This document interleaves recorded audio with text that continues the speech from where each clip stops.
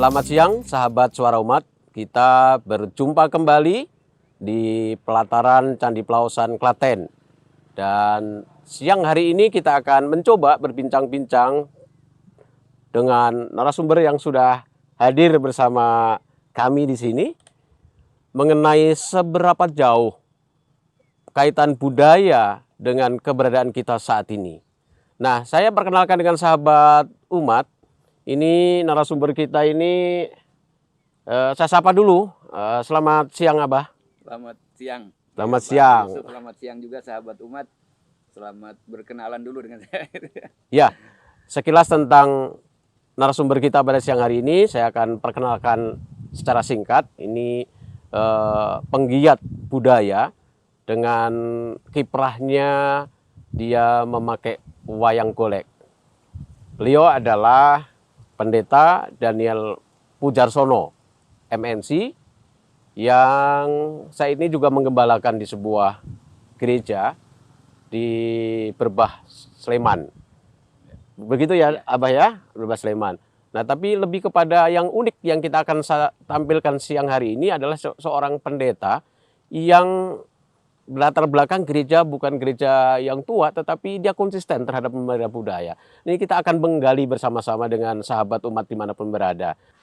Saya akan bertanya nih Abah, apa yang melatar belakangnya Abah sehingga terpanggil memakai budaya sebagai alat untuk Abah pakai dalam kiprah pelayanan Abah? Ya, saya sebenarnya melihat satu keprihatinan bahwa bagaimana seringnya terjadi konflik antara agama dengan budaya yang ada. Ya. Ya, sehingga kemudian mulai merenunglah bahwa ternyata kan kita paham betul bahwa sebelum agama itu ada masuk Indonesia, budaya itu sudah ada. Ya. Ya. Cara orang mengajar, kebiasaan-kebiasaan mengajar itu merupakan satu budaya kekayaan yang ada di Indonesia. Jadi kalau kita belajar dari situ, apa salahnya ketika kita belajar? Justru kalau kita belajar bahwa ketika agama itu masuk, budaya mengajarkan orang itu untuk beragama. Cuma kemudian beralih sekarang justru bagaimana agama itu menggerogoti budaya. Bahkan berusaha untuk menghancurkan budaya yang ada di Indonesia. Dan itu menjadi satu konflik yang akhirnya orang luar negeri mengenal budaya Indonesia, sementara kita sendiri lupa terhadap budayanya. Wah, itu berarti harus menjadi perhatian khusus ya, Abah ya. Nah, sekarang pertanyaannya begini, Abah. Kalau tadi mengatakan bahwa budaya yang terjadi sekarang ini justru dihancurkan oleh agama, katakan begitu ya. Bukan dihancurkan, katakanlah orang lebih beragama, identik beragama, melupakan jati diri sebagai budayanya. Nah, upaya Abah bagaimana langkah selanjutnya? Nah, langkah yang selanjutnya yang saya lakukan adalah kita kembali kepada tokoh-tokoh agama yang masuk ke Indonesia dulu.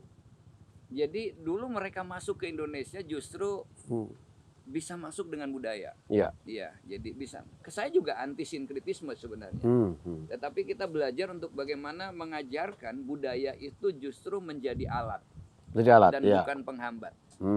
Di dalam syiar, di dalam pemberitaan tentang kabar baik. Jadi budayalah yang kemudian digunakan untuk menjadi alat supaya firman itu masuk. Dan itu ternyata itu adalah Alkitabiah.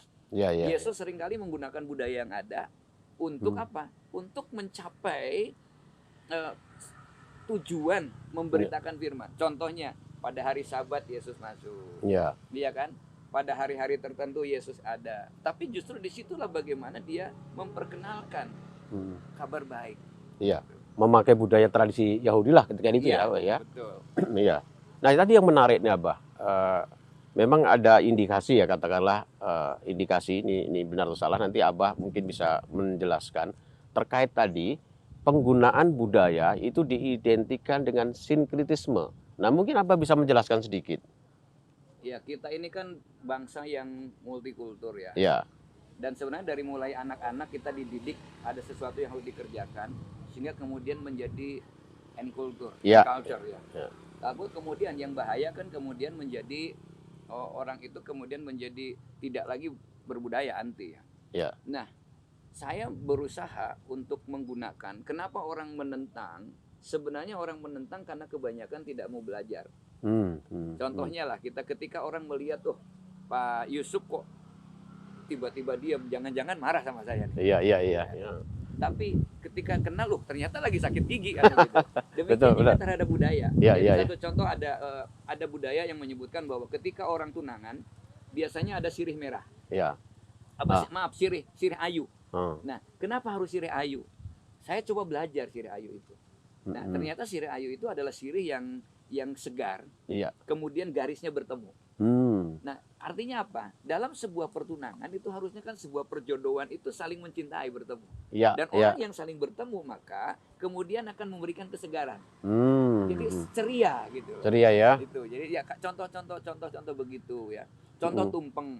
Tumpeng itu kan orang, aduh ini kalau sekarang emang tumpeng lebih kepada hiasannya. Iya. Padahal dulu adalah kepada rasa dan bentuk dari leadership sebenarnya. Yang mengerucut itu ya. Seorang pemimpin tidak bisa sombong, tetapi itu juga adalah hablum minallah, hablum minanas. Hubungan kepada Allah manusia. Kepada manusia. Dan itu ke atas itu kepada Tuhan. Makanya lebih kecil ya ke atas kecil. ya. Dan itu sebenarnya ketika orang memberikan tumpeng saja kadang keliru. Kada ulang tahun Pak Yusuf ulang tahun dipotong dikasihkan. Itu salah besar. Oh, harusnya? Kenapa? Karena itu berarti yang diberkati Tuhan itu hanya yang ini, yang lain tidak. Harusnya itu diambil, kemudian ditekan, jadi semua baru dibagikan. Jadi semua dapat berkahnya. Oh, wah ini sahabat Suara Umat memang luar biasa. Jadi sebetulnya kalau kita pelajari dan cermati, nilai-nilai budaya itu tidak kalah juga dengan nilai-nilai agama yang memberikan spirit, filosofi yang baik dalam kehidupan kita ya, Abah ya. Betul. Jadi sekarang bagaimana kalau di iman kadang-kadang orang kan pakai alegoris ya.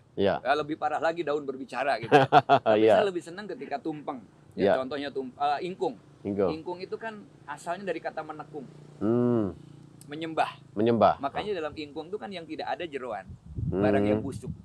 Ya, yang mudah busuk ya. Kemudian juga bulu. Yang ada utuh dari kepala sampai ke kaki. Iya. Itu ingkung. Dan itu kalau dalam firman Tuhan, kan Roma 12 ayat 1 kan. Iya. Persembahkanlah tubuhmu sebagai persembahan yang hidup, yang kudus dan yang berbau harum di hadapan Allah. Seutuhnya kata menekung itu begitu. Jadi kita coba mengambil satu hikmat untuk kita menjelaskan kepada umat. Baik, ini sebetulnya kalau kita percakapan ini kita mau gali lebih dalam pasti akan lebih menarik dan lebih mendalam. Tetapi karena kita dibatasi waktu untuk bincang-bincang kita dengan Abah Daniel sambil menikmati kopi dan makanan khas Klaten.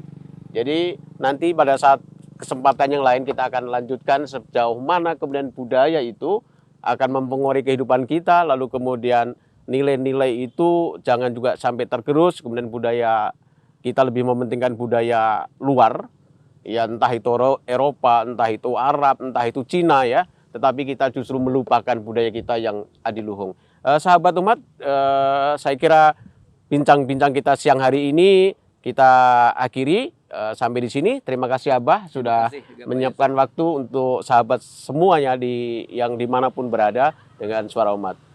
Selamat siang, Tuhan memberkati. Selamat siang, Tuhan memberkati.